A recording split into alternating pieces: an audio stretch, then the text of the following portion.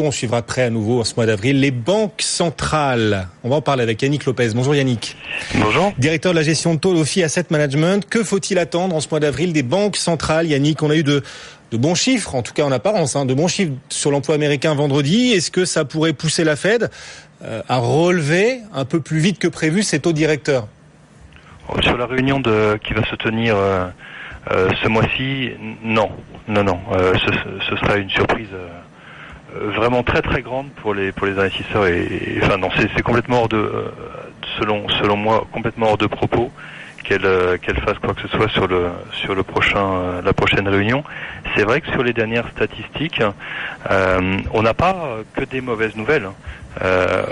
Évidemment, le marché de l'emploi reste assez soutenu, mais sur d'autres indicateurs de conjoncture, comme par exemple des indicateurs concernant le secteur manufacturier aux États-Unis ou en Chine, un secteur qui était particulièrement sous pression depuis quelque temps, ont eu tendance la semaine dernière à redresser un petit peu la tête et repasser même au-dessus des 50, vous savez, la fameuse ligne qui sépare en théorie la zone d'expansion de la zone de récession.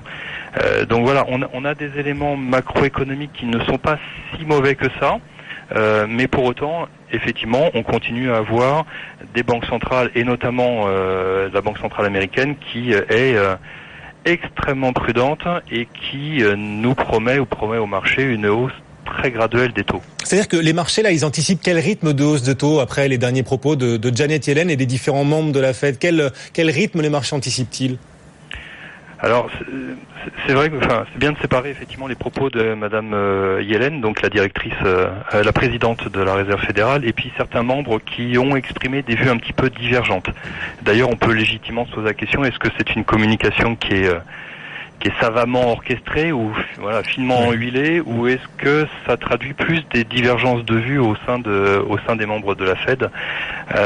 Quoi qu'il en soit, aujourd'hui le marché ne voit quasiment aucune hausse sur la réunion de juin. Il y a 80% de probabilité pour qu'il n'y ait pas de hausse au mois de juin. Ah oui, dites donc, parce que jusqu'ici, on était quasi sûr qu'il n'y aurait pas de hausse en avril, mais vous nous dites le marché maintenant, il n'anticipe même plus au mois de juin. Il faudra attendre la rentrée. 80% de probabilité pour qu'il n'y ait effectivement pas de hausse en juin, donc 20% qui pensent que probabilité qu'il y ait une hausse. Et si on pousse un petit peu plus loin, il faut aller chercher début 2017, février, mars, pour avoir la totalité d'une hausse valorisée dans les anticipations.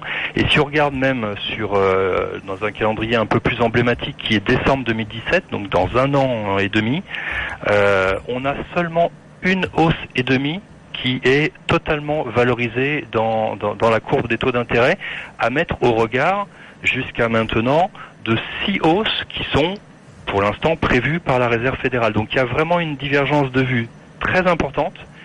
Elle date pas d'hier, mais une divergence de vue très importante entre le marché, 1,5 hausse seulement sur les 18 prochains mois, et 6 hausses pour la Réserve fédérale sur le même horizon. Mais ce décalage-là entre les anticipations des marchés et les statistiques économiques américaines qui s'améliorent bon an mal an, on a vu dans les chiffres de l'emploi de vendredi dernier, dans les commandes de biens durables en début d'année, on voit une économie américaine qui repart après les interrogations de la fin 2015. Et malgré tout, vous nous dites, le marché n'anticipe quasiment aucune hausse de taux. Cette distorsion entre les stats économiques et les anticipations de marché, elle peut durer longtemps, Yannick?